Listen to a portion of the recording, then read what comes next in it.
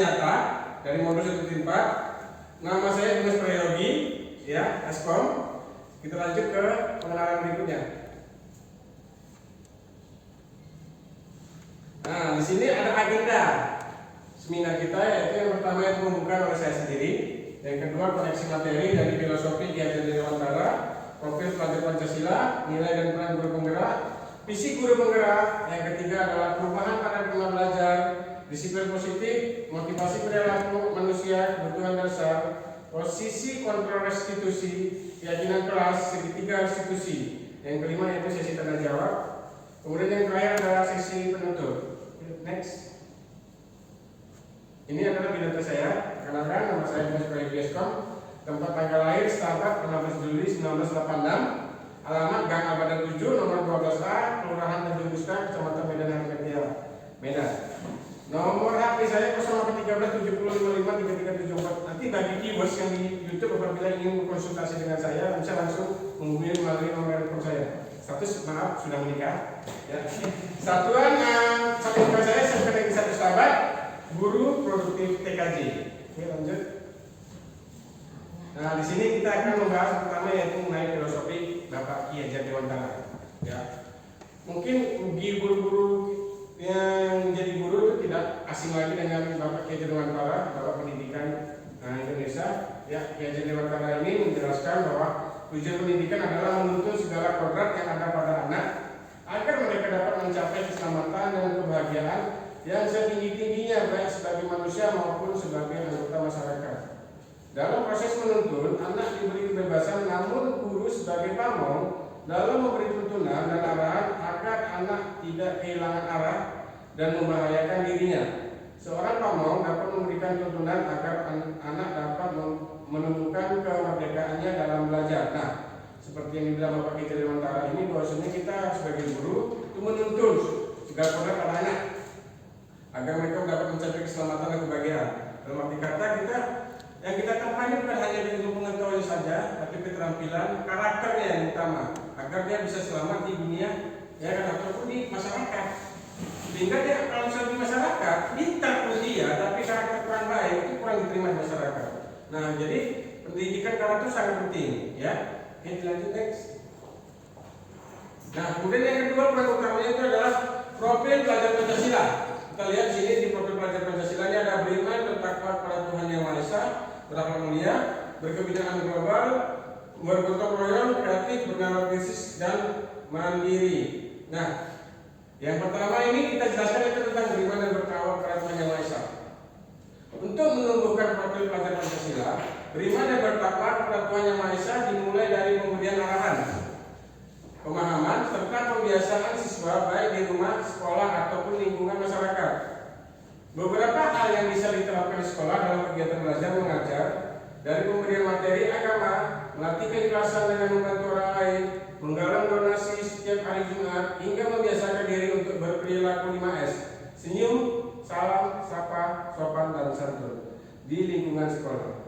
Beberapa kebiasaan kecil ini diharapkan dapat menumbuhkan perilaku baik pada diri siswa serta kebiasaan menghormati orang lain. Nah, alhamdulillahnya di sekolah kita sebenarnya Negeri 1 Sahabat ini untuk 5S ini memang sudah disosialisasikan dan sudah diterapkan baik untuk memasuk pembelajaran di kelas ataupun dari awal gerbang. Oke, kita lanjut ke berikutnya. Nah, yang kedua, berkebinekaan global. Melalui profil karakteristik kebinaan tunggal, diharapkan siswa dapat menjaga budaya luhur, lokalitas, dan identitas, serta berpikiran terbuka ketika berinteraksi dengan budaya lain. Artinya, siswa bisa mempertahankan budayanya sendiri tanpa harus menolak atau tidak menghargai budaya lain. Dalam hal ini, upaya menumbuhkan profil Pancasila bisa dilakukan melalui pembelajaran antropologi atau kegiatan yang mengenalkan budaya asli seperti ekstrakurikuler tarian daerah. Dengan begitu, diharapkan siswa dapat menyadari bahwa setiap daerah mempunyai budayanya sendiri dan mereka tidak kaget ketika harus berhadapan dengan budaya lain di lingkungan berbeda. Nah, untuk budaya kita, budaya Langkat, Kabupaten Langkat ini budaya kita terkenal dengan budaya mayoritas Melayu. Betul kan Bapak Ibu? Iya. Ya, nah, kemudian di Kota Madya Medan juga asli juga Melayu, tapi lebih dikenal itu ke Bataknya. Nah, tapi sekarang Bapak saya lihat ini kita perlu kita galakkan lagi mengenai budaya, karena ada anak-anak kita sendiri yang budayanya Melayu sudah belum bisa berbahasa Melayu. Ya, kemudian dia lupa pakaian adat Melayu itu. Nah, itu perlu kita sama-sama, karena untuk merubah ini, untuk bekerja sama ini perlu dukungan ya, dan juga kerjasama dari Bapak Ibu untuk supaya anak-anak ini kembali mengingat budayanya. Oke, yang ketiga, next. Nah, yang ketiga ini gotong royong. Gotong royong ini merupakan karakteristik atau budaya Indonesia yang harus dipertahankan. Gotong royong sangatlah penting untuk mencapai tujuan bersama dari kerjasama yang baik. Jangan sampai perilaku gotong royong hilang dalam era kompetitif seperti saat ini. Untuk menumbuhkan gotong royong yang saling menghormati pada siswa, guru bisa menerapkannya dalam kegiatan pembelajaran sehari-hari. Misalnya, melalui metode belajar diskusi. Sekolah juga bisa mengadakan kegiatan bersih-bersih atau kompetisi kelas terbersih, atau membuat siswa dalam satu kelas bekerja sama membersihkan kelas mereka masing-masing demi mencapai tujuan bersama, yaitu memenangkan kompetisi. Guru berperan aktif dalam memotivasi siswa agar dapat bekerja sama yang baik. Nah, di sekolah kita setiap tahunnya 17 Agustus itu nanti ada lomba tata kelas. Ya, cuman harapannya jangan hanya setahun sekali, tapi kalau bisa kita sebagai guru juga sering mengingatkan mereka untuk membersihkan ruangan bersama-sama. Kita juga sering mengaplikasikan kerja kelompok sehingga mereka muncul rasa gotong royong. Ya, kita seperti kita lihat contohnya di Medan sendiri, banyaknya kubangan atau parit yang sudah mulai penuh sampah, diakibatkan karena kurangnya kerjasama masyarakat di situ sendiri. Nah, kita mulai dari kita sendiri dulu, Bapak Ibu. Kita harus bisa mencontohkan kepada anak-anak kita sebagai pemimpin belajar ini, kita tuh bisa bergotong royong sehingga siswa tadi mampu menirunya. Oke, kita lanjut. 4. Mandiri. Untuk melatih kemandirian siswa di sekolah, dibentuklah kegiatan ekstrakurikuler yang memang expert melalui kemandirian siswa, seperti ekstrakurikuler pramuka, paskibra, dan lainnya. Sekolah dapat mewajibkan siswa untuk mengikuti salah satu kegiatan ekstrakurikuler tersebut. Dalam kegiatan pembelajaran di kelas pun, guru dapat melatih kemandirian siswa, misalnya dengan mengumpulkan tugas tepat waktu, memulai kegiatan belajar mengajar tepat waktu, serta memberi punishment atau hukuman bagi siswa yang tidak disiplin. Nah, ini sampai sekarang saya dan teman-teman dan juga kita harapannya itu memberikan sosialisasi, promosi tentang ekstrakurikuler, sehingga siswa-siswa yang kurang aktif tadi mau ikut dalam kegiatan ekstrakurikuler yang memang dia memiliki bakat. Tapi terkadang memang anak-anak ini sendiri dia memiliki bakat, dia punya keinginan untuk ekstrakurikuler, tapi kurangnya dukungan dari guru-gurunya. Nah, jadi mohon pada Bapak Ibu kita sama-sama membina anak ini, karena kita juga belum tentu dia tuh sukses di jurusan itu, gitu. Karena mungkin keterampilan bakatnya itu mungkin di olahraga, tapi dia juga senang mungkin di mesin, audio video dan sebagainya. Nah, tapi dia lebih expert di olahraga itu sendiri. Jadi sama-sama kita mendukung anak ini, Bapak Ibu. Oke, lanjut kita ke poin 5, yaitu kreatif. Kreativitas dalam diri seorang membuat kehidupan lebih baik dan cenderung menghasilkan sesuatu yang unik serta mengubah perspektif banyak orang. Kreativitas juga membuat seorang melihat kehidupan dalam sudut pandang yang berbeda dan membantu memecahkan masalah dengan cara kreatif. Guru berperan penting untuk menumbuhkan kreativitas siswa dalam kegiatan pembelajaran di sekolah. Salah satu upaya yang bisa dilakukan yaitu dengan cara memberi kebebasan penugasan pada siswa untuk mengasah kreativitas mereka. Artinya, siswa dapat menentukan pembelajaran sesuai dengan minatnya masing-masing, dan guru dapat memberikan dasar serta konsep materi dalam kurikulum. Selain itu, siswa juga bisa diberi pemahaman pelajaran seni budaya dan melakukan praktik yang menumbuhkan kreativitas, misalnya praktik melukis, membuat batik, dan pembuatan karya lainnya. Nah, untuk yang kreativitas ini, jadi kita memang harus mengikuti kurikulum, tapi banyak cara, banyak media. Contohnya sekarang dunia sudah berkembang teknologi, kita bisa menggunakan multimedia, kita bisa menggunakan alam juga, sehingga jadi anak-anak tidak bosan dan juga langsung menangkap pembelajaran yang kita berikan. Seperti itu makanya kita perlu kreativitas tadi. Oke, kita lanjut. Oke, profil pelajar Pancasila yang terakhir yaitu yang keenam, bernalar kritis. Bernalar kritis artinya proses berpikir untuk mendapatkan dan mengubah informasi menjadi keputusan atau kesimpulan yang tepat dan membantu siswa memecahkan masalah dengan baik.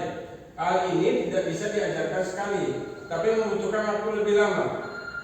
Oleh sebab itu, siswa perlu dilatih dan dibiasakan untuk berpikir kritis. Setiap pembelajaran sekolah diharapkan dapat meningkatkan kecakapan hidup dan meningkatkan kemampuan berpikir kritis siswa. Nah, berpikir kritis ini dia kira-kira kita sengaja, kadang macam saya pribadi itu sengaja sekarang memberikan jawaban yang salah. Kemudian nanti ada yang nanti kalau memang dia berpikir kritis, dia akan muncul, Pak itu salah.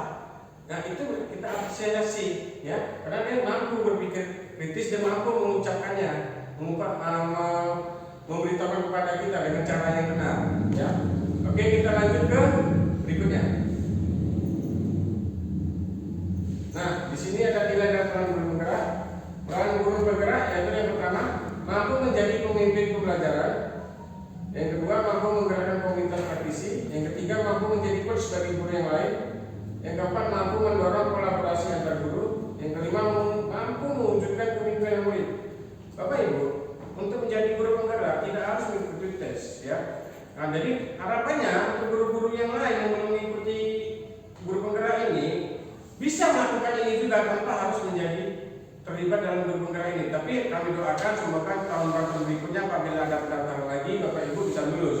Amin ya. Oke, yang pertama yaitu mampu menjadi pemimpin pembelajaran. Kita sebagai guru kita meniru dulu. Dan arti kata siswa meniru kita, ya.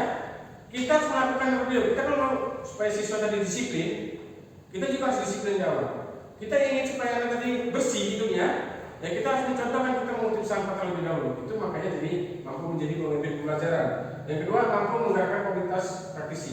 Saya yakin dan percaya Bapak Ibu, ya, kita semua guru mata pelajaran memiliki MGMP. Ya, contoh saya ada MGMP TKJ, mungkin Ibu ada juga yang MGMP yang lainnya. Nah, kita bisa menggerakkan mereka. Dalam arti kata kita suruh mereka itu lebih baik, lebih kreatif, dan kita mengajarkan yang lebih baik ke mereka. Yang ketiga, mampu menjadi coach bagi guru yang lain. Ya, dalam arti kata menjadi coach ini kita harus memotivasi. Mungkin ada kadang guru yang mungkin down, punya masalah dan sebagainya. Kita harus bisa memberikan semangat, motivasi. Tapi tetap dia yang mengambil keputusannya atau yang dia bertindak secara langsung. Oke, yang lanjut itu mampu mendorong kolaborasi antar guru.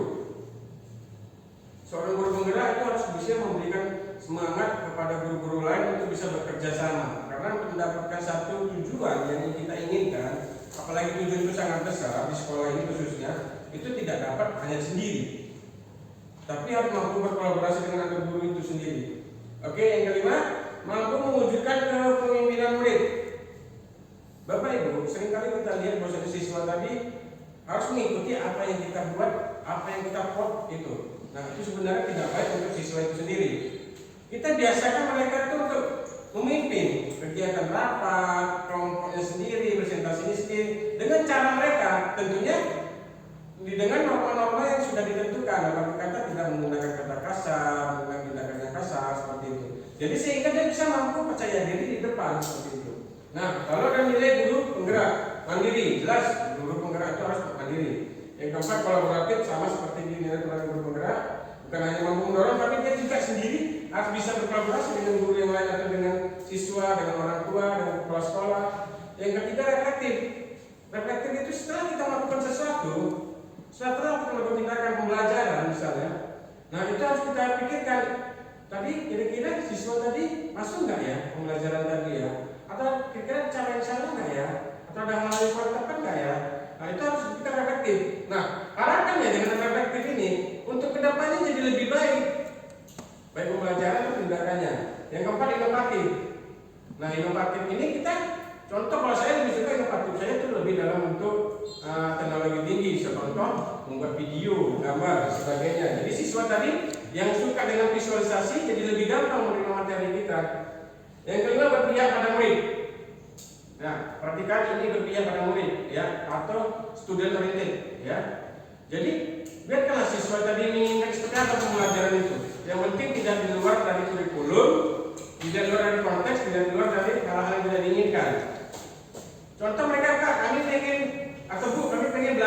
di lapangan. Ya, ayo silakan. Kita ikuti aja kemauan karena memang kalau menurut dia paling nyaman di lapangan. Yang penting pelajaran tadi masuk. Oke, Bapak Ibu, lanjut kita ke materi berikutnya. Nah, di sini saya pribadi memiliki visi guru penggerak saya sendiri, yaitu siswa memiliki kemampuan public speaking yang handal. Ini saya sangat inginkan khususnya untuk kelas-kelas yang saya masuki atau untuk seluruh sekolah ini. Tapi saya mulai dari saya sendiri, ya, alhamdulillah sudah, ya, kemudian dilanjutkan dengan siswa-siswi yang kelas yang saya ajarkan. Karena apa? Banyak kali siswa tadi dia ingin membicarakan, dia ingin bertanya, tapi dia nggak memiliki keberanian. Ada yang memiliki keberanian, tapi tata cara pengucapannya, intonasi suaranya itu kurang tepat. Dia mesti menggunakan kata-kata kasar. Nah, sini kita perlu hasilnya ada pelatihan. Contoh di ekstrakurikuler itu banyak sekali. Ada di PR, ada di PMR, kemudian ada lagi Sangkasta dan sebagainya. Itu memang ada materi untuk public speakingnya. Oke, kita lanjut. Nah, ini kita masuk ke materi budaya positif yang pertama, yaitu perubahan paradigma belajar. Perubahan paradigma teori kontrol, yaitu ilusi kontrol. Yang pertama, ilusi guru mengontrol murid. Pernah nggak atau sering nggak kita alami sendiri? Maksudnya kita tuh pengen mengontrol murid. Kita pengen tuh siswa tadi diam, memperhatikan apa yang kita jelaskan. Siswa tadi ngikuti aturan-aturan yang sudah kita tetapkan. Itu disebut dengan kontrol. Ya. Nah, kemudian ada lagi maksudnya yang kedua, ilusi bahwa kritik dan membuat orang merasa bersalah dapat menguatkan karakter. Terkadang kita karena mungkin sudah lelah, kita tidak mempertahankan emosi kita atau karena kita ya emotional passion tadi, ya terkadang kita supaya anak tadi merasa diam, tenang atau malu, kita selalu mempermalukan dia deh. Tadi udah bapak bilang, tapi kok nggak dengar. Nah seperti itu.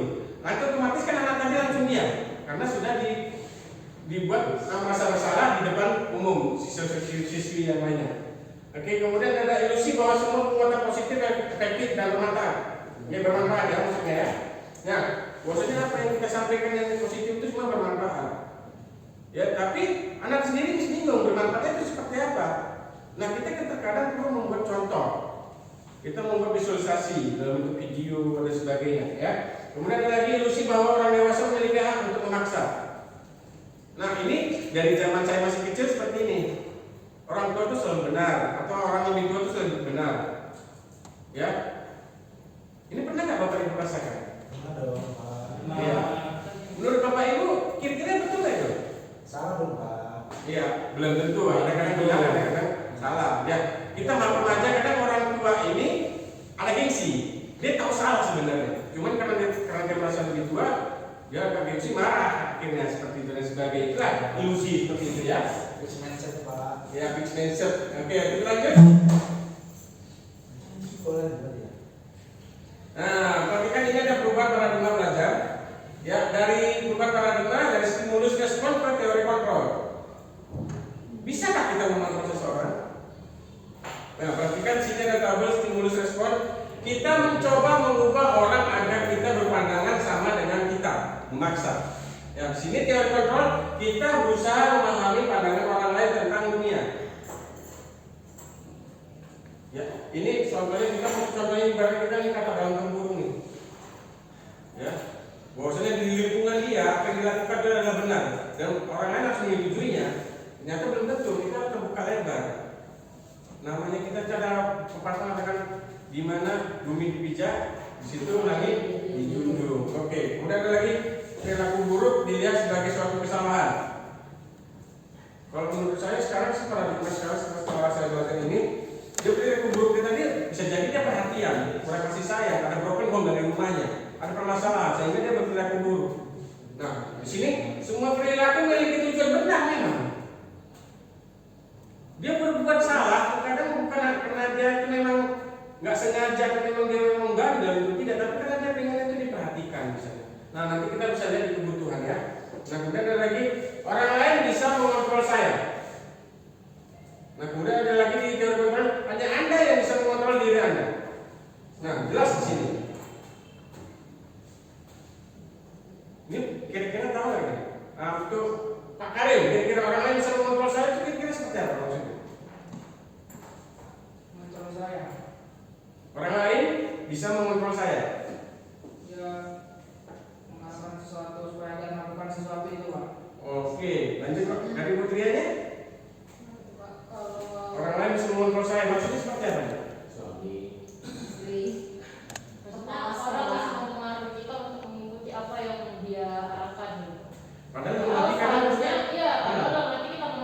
Iya, nah padahal yang modal diri kita itu ada diri kita sendiri kan? Iya. Nah seperti itu.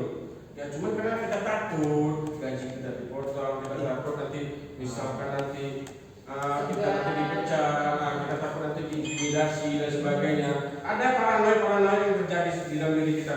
Nah kita harus berubah mindset kita tadi, ya. Nah kemudian ada lagi pemaksaan yang ada pada saat rujukan gagal. Pernah nggak Bapak Ibu mengalami itu peserta didik? Pemaksaan ada pada saat rujukan gagal. Kamu, nah tolonglah bantu Bapak. Oh nggak bisa Bu, saya mau ke sana. Kayak gitu, langsung kayak gitu kan? Langsung kita mulai ada marahnya tadi. Nah, di sini maksudnya ada kolaborasi dan konsensus menciptakan pilihan-pilihan baru. Ya kalau nggak mau, mungkin karena memang dia nggak bisa, kita cari aja orang yang lain, kalau kita marahin kan seperti itu. Ya, kemudian ada lagi model berpikir menang atau kalah. Nah, kita lihat sini kan seolah-olah semua apa yang kita lakukan seperti bertanding, berdebat aja contohnya. Kita harus menang. Padahal tuh kadang yang kita sampaikan juga salah argumen-argumennya. Tapi karena harga diri, kita harus menang, harus menang. Gitu. Padahal kalau menang pun dapat apa, kalah pun juga dapat apa, nggak tahu ya kan. Nah kalau ini model berpikir menang. Kita cari jalan tengahnya, ya kan, win to win. Ya, oke kita lanjut. Nah, Bapak Ibu, ketika kita mendengar kata disiplin, apa yang terbayang di benak Bapak Ibu? Apa yang terlintas di pikiran Bapak Ibu? Untuk Pak Eka, apa kira-kira Pak menurut Bapak disiplin ini Pak? Tepat waktu. Disiplin tepat waktu. Tepat waktu. Kalau untuk Pak Armanto kira-kira? Disiplin itu ya pertama tepat waktu. Yang kedua kita bisa memposisikan diri kita untuk menjadi lebih baik. Oke. Kalau menurut Pak Cio, kira-kira untuk kata disiplin yang terlintas di pikiran benak Bapak gitu? waktu lama. Oh, berarti berhubungan dengan aturan ya? Iya, aturan. Oke, coba kita lanjut. Next.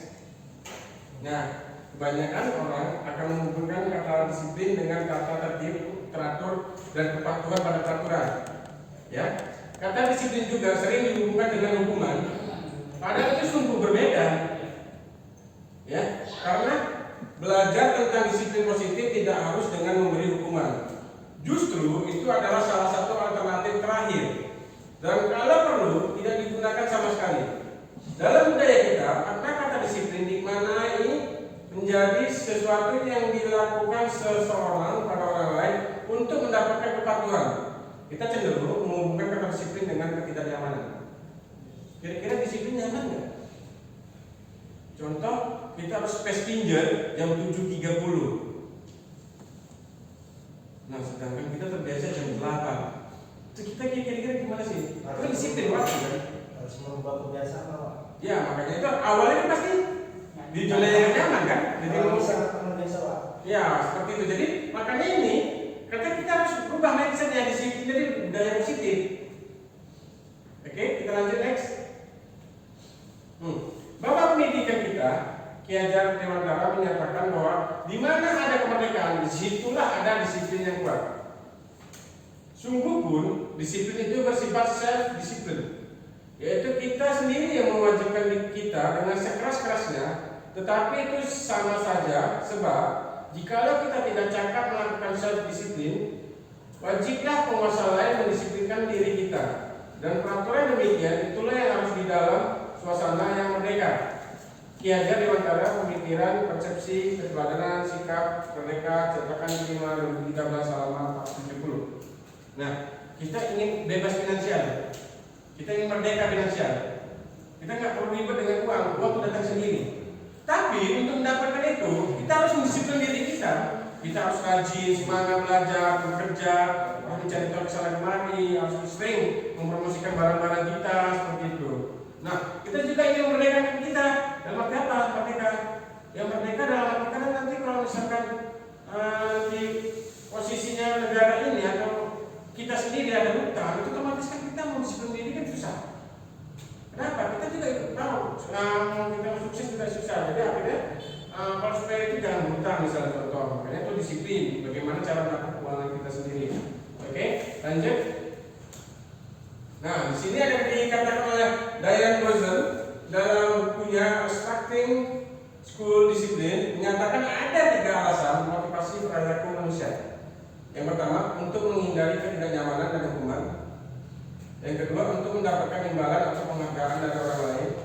Yang ketiga, untuk menjadi orang yang mereka inginkan dan menghargai diri sendiri dengan nilai yang mereka percaya. Oke, next. Nah, yang pertama, untuk menghindari ketidaknyamanan atau hukuman, ini adalah tingkat terendah dari motivasi perilaku manusia. Biasanya, orang yang motivasi perilakunya untuk menghindari hukuman atau ketidaknyamanan akan bertanya apa yang akan terjadi apabila saya tidak melakukannya. Sebenarnya, mereka sedang menghindari permasalahan yang mungkin muncul dan berpengaruh pada mereka secara fisik, psikologis, maupun tidak terpenuhinya kebutuhan mereka bila mereka tidak melakukan tindakan tersebut. Oke, nah ini adalah tingkatan terendahnya. Oke, kita lanjut ke poin kedua. Untuk mendapatkan imbalan atau penghargaan dari orang lain, satu tingkat di atas motivasi yang pertama. Di sini orang berperilaku untuk mendapatkan imbalan atau penghargaan dari orang lain. Orang dengan motivasi ini akan bertanya, apa akan saya dapatkan apabila saya melakukannya? Mereka melakukan sebuah tindakan untuk mendapatkan pujian dari orang lain yang menurut mereka penting dan mereka letakkan dalam dunia berkualitas mereka. Mereka juga melakukan sesuatu untuk mendapatkan hadiah, pengakuan atau imbalan. Nah, ini adalah orang yang mungkin tingkatannya lebih tinggi dari yang pertama tadi. Tapi dia segala sesuatunya harus menggunakan imbalan, pujian, uang, hadiah dan sebagainya. Oke? Nah, kemudian yang ketiga. Nah, ini untuk menjadi orang yang mereka inginkan dan menghargai diri sendiri dengan nilai-nilai yang mereka percaya, orang dengan motivasi ini akan bertanya, akan menjadi orang yang seperti apa bila saya melakukannya? Mereka melakukan sesuatu karena nilai-nilai yang mereka yakini dan hargai. Dan mereka melakukannya karena mereka ingin menjadi orang yang melakukan nilai-nilai yang mereka yakini tersebut. Ini adalah motivasi yang akan membuat seseorang memiliki disiplin positif karena motivasi berperilakunya bersifat internal, bukan eksternal. Pernahkah Anda berada dalam situasi di mana Anda sengaja melakukan sesuatu yang menyakitkan bagi Anda, bahkan bertabrakan dengan penghargaan dari orang lain? Mengapa Anda tetap memilih melakukannya? Padahal Anda tahu akibatnya akan menyakitkan. Anda mungkin akan dikecam secara sosial, bahkan ada kerugian secara finansial. Ada apa prinsip-prinsip yang Anda perjuangkan dan Anda lindungi? Saat itu Anda sedang menjadi orang yang seperti apa? Ya Bapak, saya harap dari pertanyaan-pertanyaan ini Bapak Ibu renungkan. Ya, saya yakin dan percaya Ibu Bapak adalah orang-orang yang seperti ini. Terkadang kita mengalah, entah mengalah itu untuk menang atau mengalah itu supaya tidak ribut. Ya padahal kerugiannya ke diri kita jadi awal. Tapi yakinlah Bapak Ibu, Bapak Ibu dengan belajar seperti itu, Ibu atau Bapak akan belajar berlapang dada. Dan bahkan Ibu memiliki motivasi untuk merubah itu semua. Ya, oke, kita lanjut materi berikutnya. Nah, di sini ada kebutuhan dasar. Menurut Dr. William Glasser dalam Choice Theory terdapat 5 kebutuhan dasar manusia, yaitu yang pertama, kebutuhan bertahan hidup. Yang kedua, kebutuhan cinta dan kasih sayang, kebutuhan untuk diterima. Yang ketiga, kebutuhan penguasaan, kebutuhan pengakuan atas kemampuan. Yang keempat, kebutuhan kebebasan, kebutuhan akan pilihan.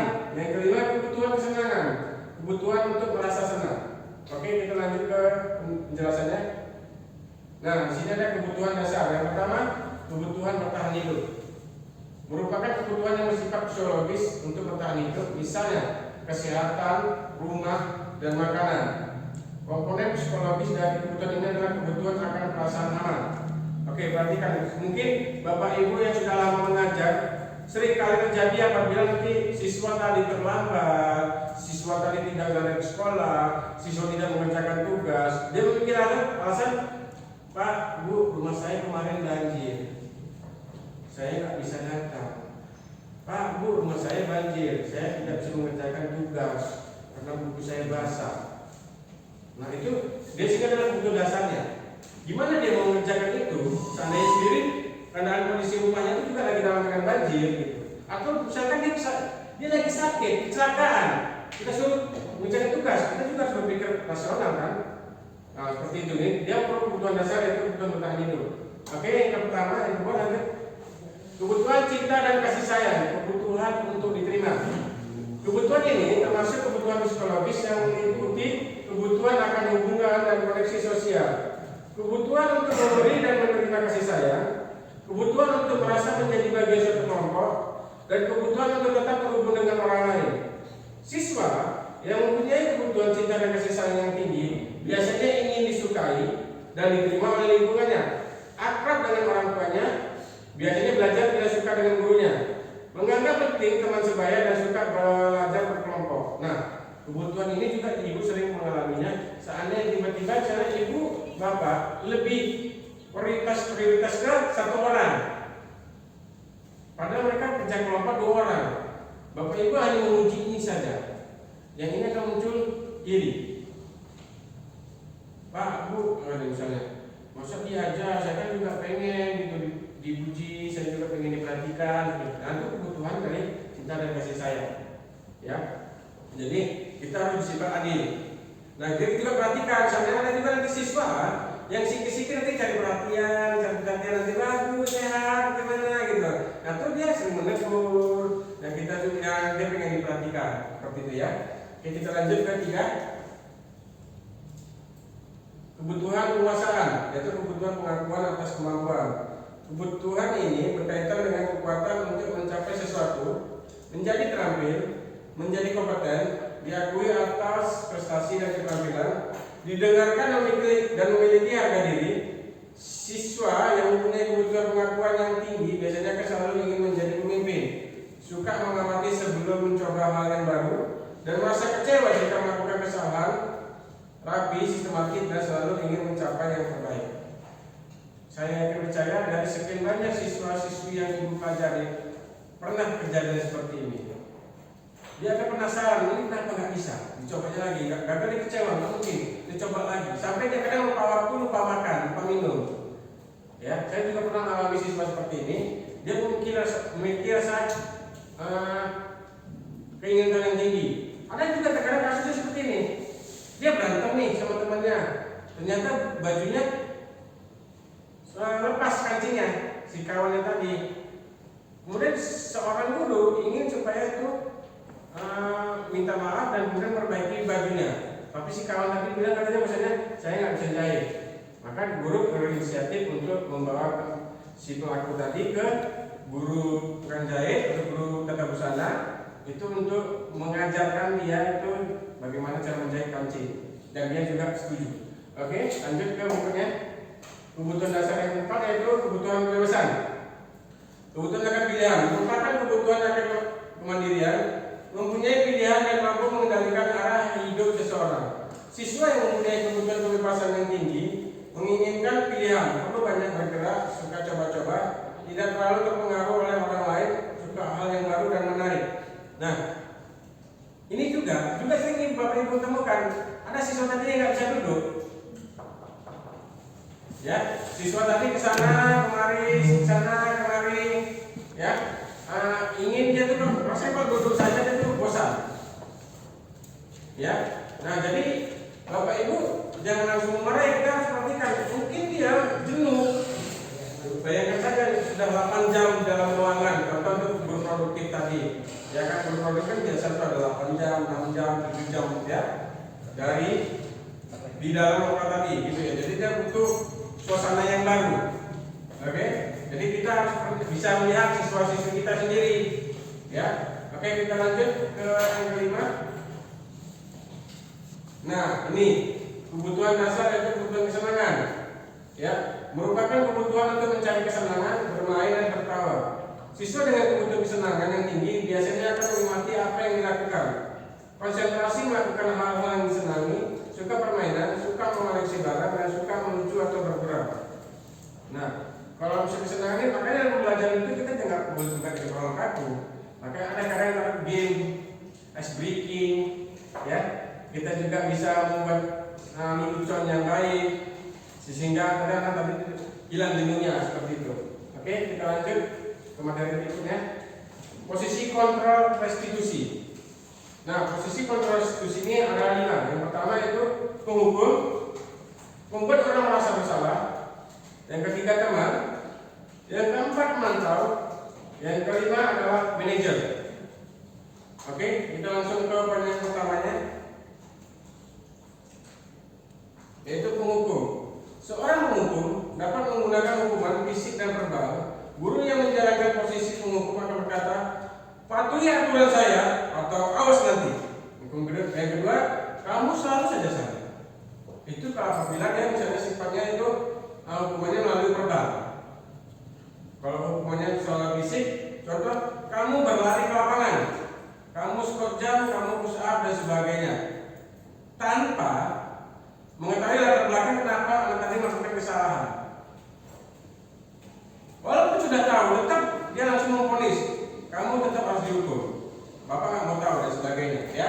Nah, itu ciri-ciri posisi kontrol restitusinya sebagai penghukum. Oke, yang kedua. Nah, membuat orang merasa bersalah. Pada posisi ini, biasanya guru akan bersuara lebih lembut, menggunakan heningan yang membuat siswa menjadi tidak nyaman, bersalah, atau rendah hati. Contoh kata-kata guru dalam posisi ini misalnya, Bapak sangat kecewa dengan kamu. Ya, atau berapa kali ibu harus memberitahu kamu. Ya, jadi akhirnya karena seperti itu, jadi siswa tadi pun mengutarakan isi hatinya jadi nggak bisa, tega. Padahal ada yang mau disampaikan, tapi karena dia sudah disudutkan atau diberi masa bersalah, yang akhirnya membuat dia tuh nggak tega mengucapkan apa yang ingin diucapkannya. Oke, lanjut. Nah, kemudian ada lagi posisi teman. Dalam posisi ini, guru tidak akan menyakiti murid, tetapi akan selalu berusaha mengontrol siswa melalui persuasi. Posisi ini dapat berdampak positif dan negatif. Positifnya berupa hubungan yang baik antara guru dan siswa. Contoh kata-kata guru yaitu, ayo bantulah demi ibu saya, demi ibu ya. Ayo ingat, tidak semua bantuan ibu selama ini. Ya, mau saya ulangi, ayo ingat, tidak semua bantuan ibu selama ini. Kemudian hal negatif dari posisi teman adalah bila guru tidak dapat membantu, maka siswa akan kecewa dan berkata, saya pikir Bapak adalah teman saya. Ya, murid menjadi tidak mau lagi berusaha. Siswa hanya bertindak untuk guru tertentu, tidak untuk guru lain. Dan siswa akan tergantung pada guru tersebut. Ini sering terjadi kalau misalnya di sekolah yang ada jurusan TKRO, TBSM itu tidak mau diatur oleh guru listrik, HP dan sebagainya.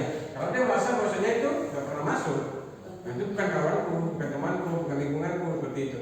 Nah, itu yang perlu kita rubah paradigmanya. Itulah dampak negatif dari posisi kontrol restitusi dari teman. Oke, lanjut. Nah, kemudian ada lagi posisi pemantau. Posisi pemantau berdasarkan peraturan-peraturan dan konsekuensi dengan memisahkan hubungan pribadi. Pertanyaan yang biasa diajukan biasanya, peraturannya apa? Apa yang telah kamu lakukan? Atau sering kita perhatikan anak tadi, mungkin dari tadi Bapak lihat kamu tuh sibuk sendiri. Dari tadi kamu lihat kamu mengganggu temanmu, kenapa? Ada alasan apa? Kenapa kamu mengganggu dan sebagainya? Oke, kita lanjut.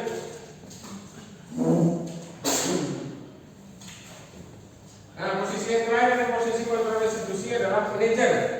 Merupakan posisi mentor di mana guru berbuat bersama dengan murid, mengajak siswa mempertanggungjawabkan perilakunya, mendukung siswa menemukan solusi atas permasalahan sendiri. Murid diajak menganalisis kebutuhan dirinya dan kebutuhan orang lain. Yang terpenting adalah kolaborasi dengan siswa.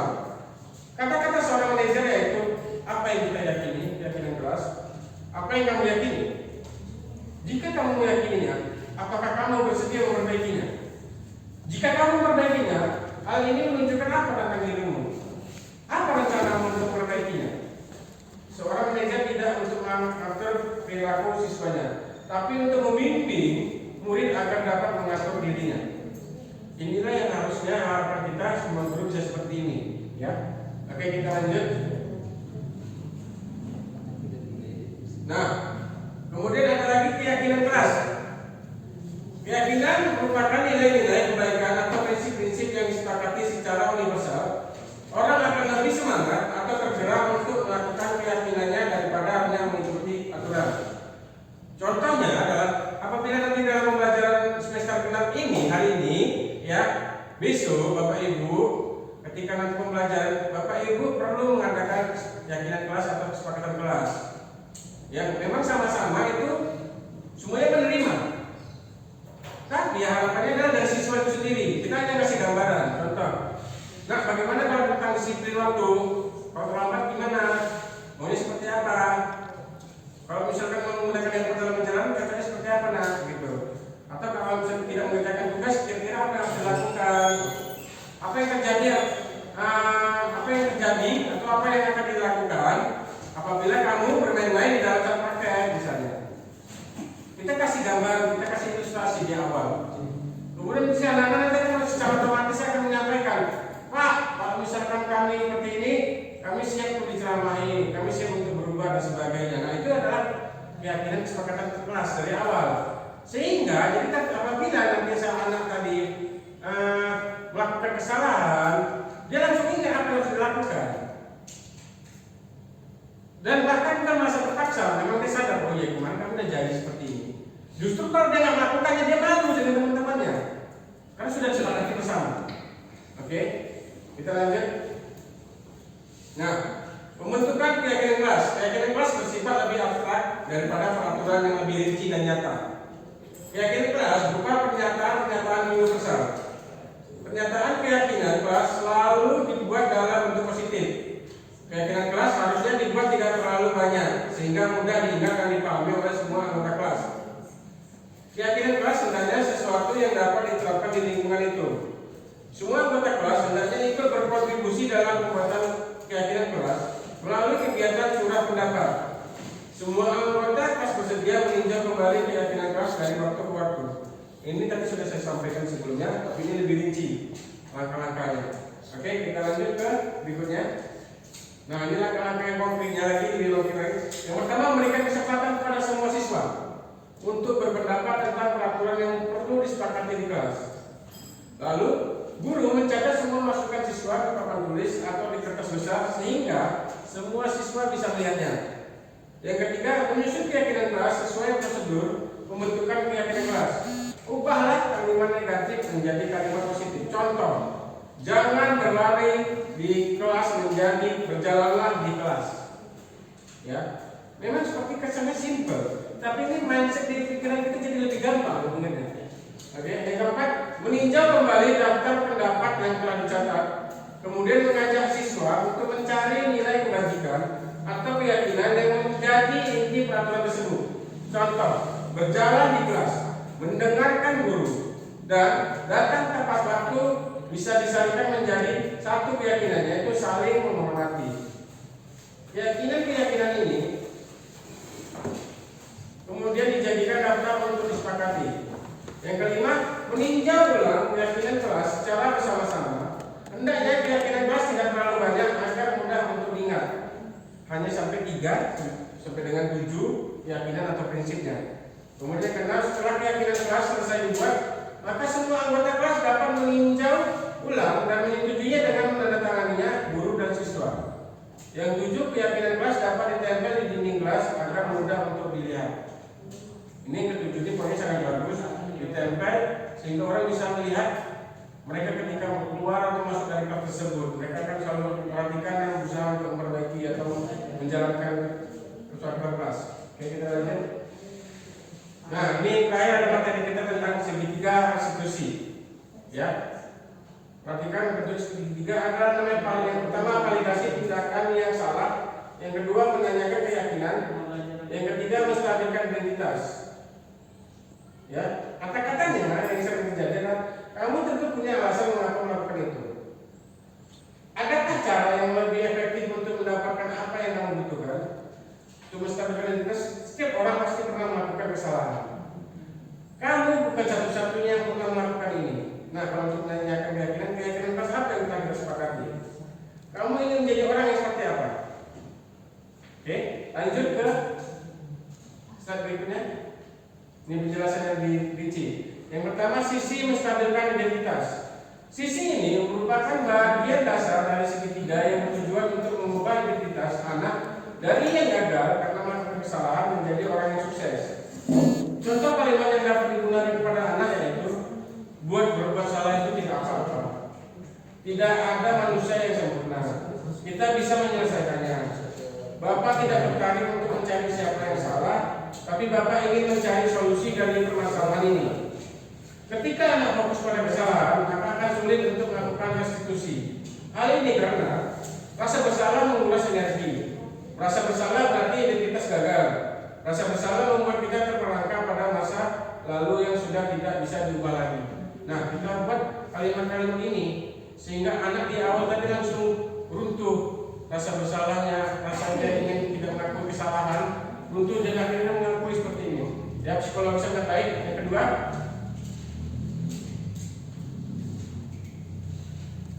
sisi validasi tindakan yang salah.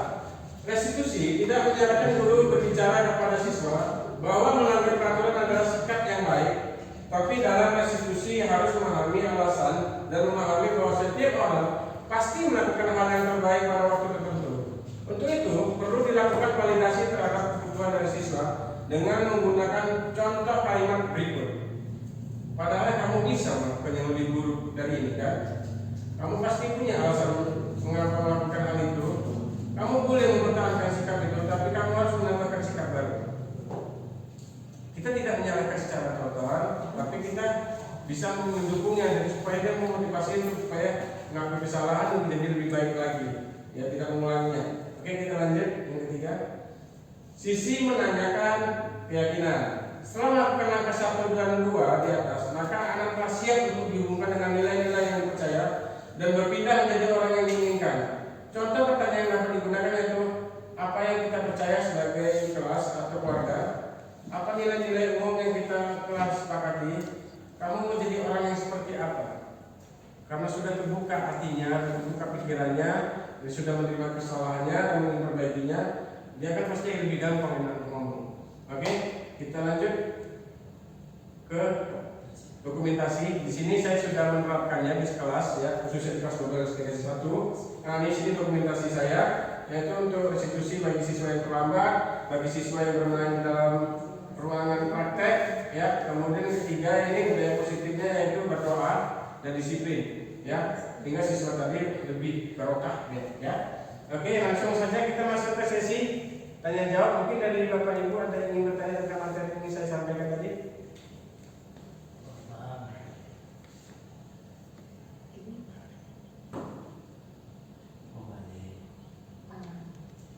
Oke, ada yang mau bertanya? Tentang keyakinan kelas, Pak. Iya, Pak. Belum paham saya tadi. Oke, dulu kembali ke slide keyakinan kelas. Ya, ini langkah-langkah pembentukan keyakinan kelas yang mana Pak kira-kira? Di pembentukan atau di Pembentukan ini. pembentukan? Nah, sini keyakinan kelas bersifat lebih abstrak. Pak bingung kira-kira ya, lebih abstrak seperti apa ya? Nah, dalam arti kata lebih abstrak ini, itu datangnya dari siswa. Siswa tadi mungkin bisa contoh, biasanya selama ini kalau hukuman kita mungkin olahraga nih, atau hukumannya itu harus bawa kebaikan nih. Ini enggak, kita selesaikan aja masalah itu di situ gitu.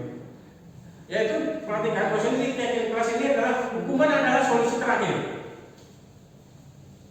Kalau dia sudah mengakui kesalahan, dia sudah berjanji tidak akan mengulanginya kembali dan akan berusaha menjadi lebih baik, itu rasa saya sudah cukup tanpa perlu dihukum. Dan teman-teman juga semuanya mensupport dia gitu. Ya, itu dari keyakinan kelas. Berbeda dengan hukuman yang atau sanksi atau konsekuensi. Nah, itu pilihannya lagi ya. Jadi siswa tadi kalau misalnya kita lihat keyakinan kelas ini, kalau misalnya melanggar, dia dihukum, dia mau dihukum atas kemauan dia sendiri. Saya siap bukan apa yang harus dilakukan supaya itu. Karena kalau nggak dilakukannya, dia merasa itu ada yang lain gitu.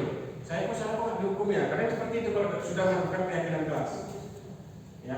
Bukan terpaksa karena kita mau menghukum, tapi Pak, saya kan nggak ini Pak, dia langsung lawan terus. Karena tidak ada kesepakatan untuk guru-guru terkadang itu membuat hukumannya itu dengan suka-suka hatinya, ya. Langsung tiba-tiba muncul hukuman ini, tiba-tiba muncul hukuman ini. Dia nggak tahu hukuman itu kok tiba-tiba kemarin nggak ini hukuman itu kok sekarang hukumannya ini, gitu. Ya, itu membuat siswa tadi tidak menerima dan tidak suka dengan pembelajaran kita atau kita sendiri. Oke, Bapak Ibu. Jadi keyakinan kelas sama kesepakatan sama nggak ya Pak?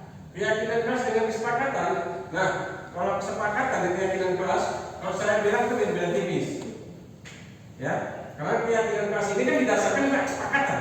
Tanpa ada kesepakatan, nggak akan mungkin jadi keyakinan kelas. Ya, nah dalam arti kata keyakinan kelas ini adalah seluruh siswa di dalam kelas tersebut sepakat. Nah, apabila ada yang tidak sepakat, kita memberikan argumentasi, memberikan arahan atau memberikan gambaran, gitu, sehingga dia bisa menerima seperti itu. Ya, karena kita juga negara kita adalah negara demokrasi, musyawarah mufakat, ya. Oke, ada lagi Bapak Ibu? Mungkin dari yang lain, Pak Eka? Jelas Pak. Yang jelas? Oke, kalau memang sudah sangat jelas, terima kasih pada Bapak Ibu yang sudah hadir di sini. Saya Dimas Prayogi mengucapkan banyak terima kasih. Wabillahi taufiq wal hidayah. Assalamualaikum